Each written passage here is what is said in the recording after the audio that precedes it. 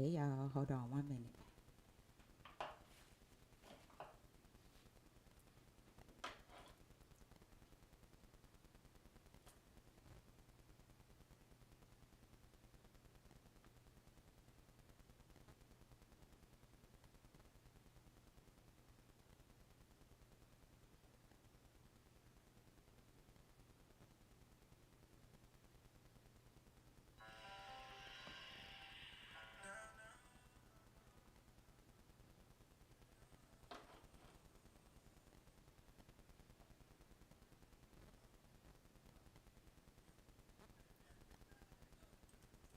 Hey y'all, welcome to my entire world, my life as a 911 person. I feel like I need to be making eye contact with somebody, but I don't know who I'm supposed to be looking at.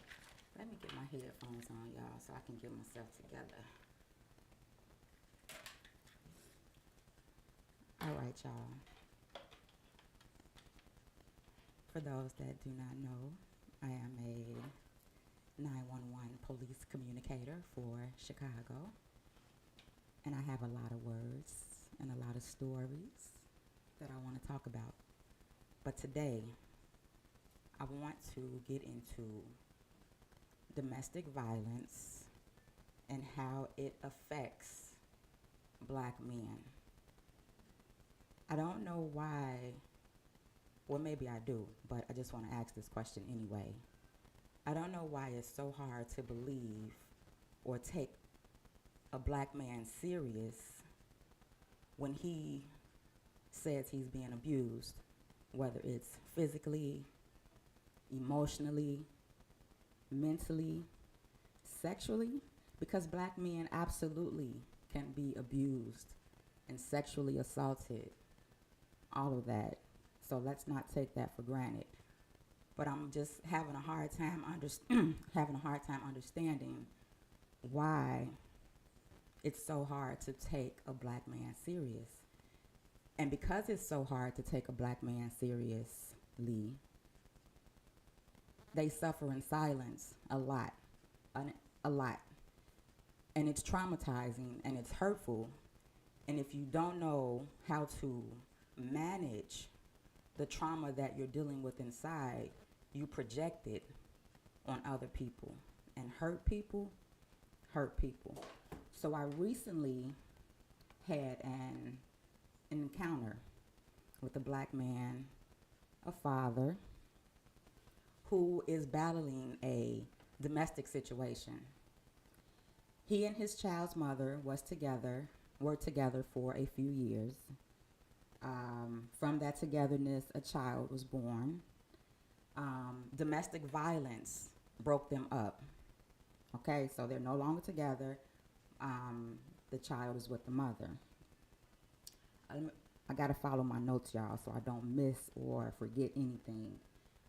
Since the breakup, the dad has been battling survival. According to this dad, the mom is not letting him see his daughter. She is refusing to let him see the daughter, and I want to say that the daughter is 8. This dad is on public transportation. He lives on the west side of Chicago. He works on the south side of Chicago. Everything he does on the bus. He has been fighting for his rights to see his daughter after the breakup. So he ended the relationship due to domestic violence on her part. And ever since the breakup, she has not allowed him to see his daughter.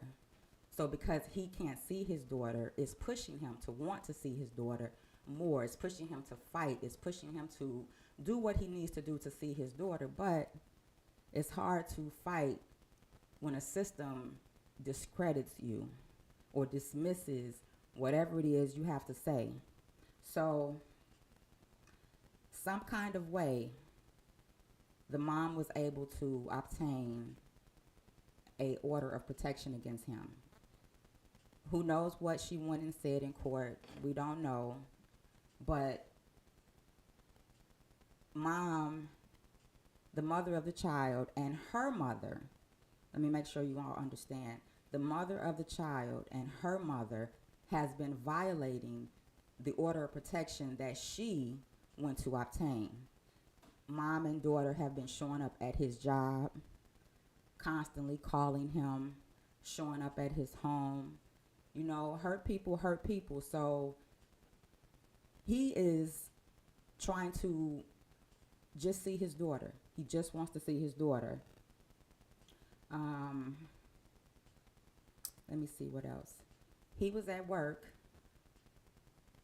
The mom called the police and told the police that he was slashing he was slashing her tires while he was at work.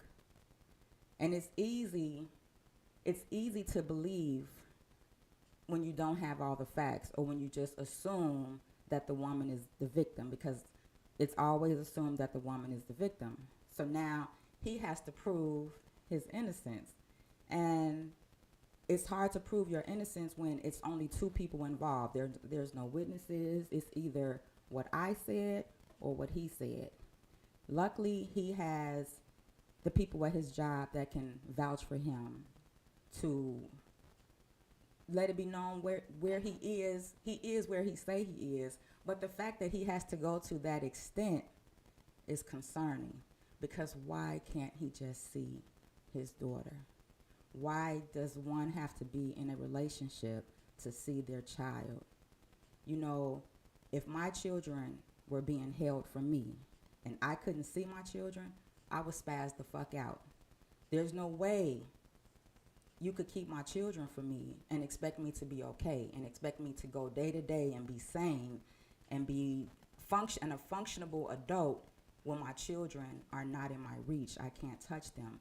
So I don't understand why it's hard to understand why dads and fathers don't have those same emotions. Why is it hard to believe that they may feel the same thing? They want to see their children too. So, and I know y'all probably like, well, how you know he telling the truth? I don't. But I felt his fear. I felt the words that he was saying to me. You on a bus, it's hard to, do a lot of things when you on a bus. I don't know, but I felt his pain. I felt his need to want to see his child. I felt his frustration. I felt that no one was helping him. No one was listening to him. Because why? Black men aren't getting abused. Black men can handle everything. No. The system is not set up for black people, period, especially for black fathers. You are guilty before you even think about being innocent. And women, y'all be lying. Y'all be telling the untruth.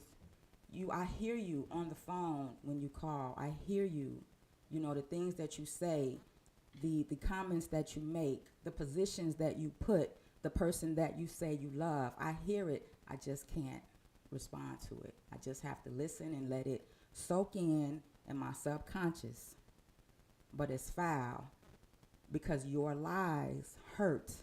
Your lies put people in positions that it's hard to come back from. People already, well, humans, I should say, already look at domestic violence as a sweep under the rug because it's not taken seriously. So if it's not barely even taken seriously when women bring it, imagine how it looks when a man is standing in front of the judge saying, this woman is abusing me, or telling a family member, this woman is abusing me, this woman is mentally hurting me.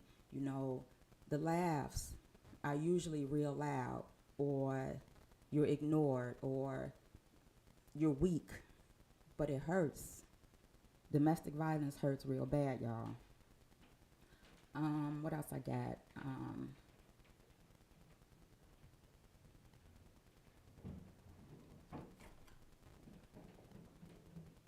We have all told a lie or untruth or to get out of something. A lie is only No. How do I want to say this?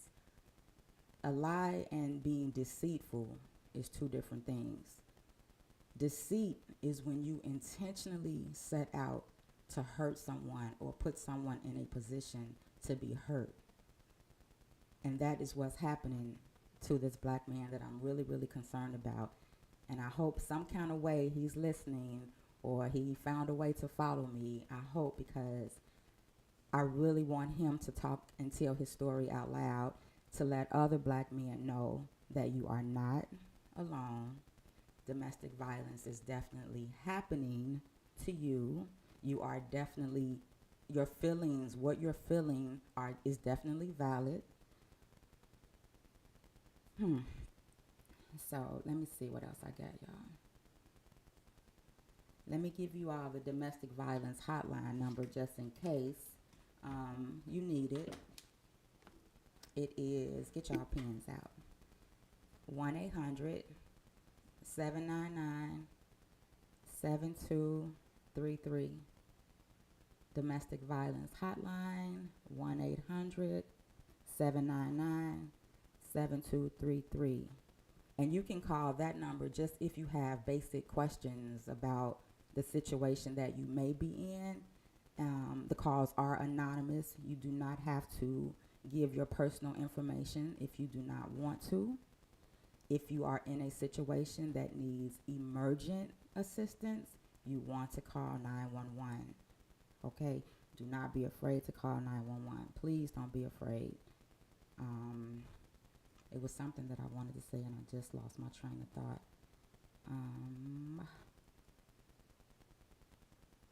Yeah. So if you all got any questions, I'm here. I'm going to stay on live for a little bit before I have to head out for work because I'm interested if you have any questions, concerns, advice for the brother. I'm sure he's following.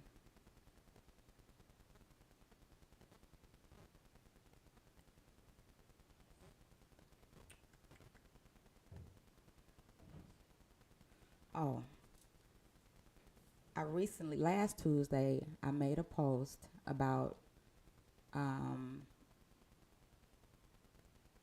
calls, women that call 911, or a situation that happens often. Specifically, you and your man are in a relationship. You love each other. Everything is good, happy.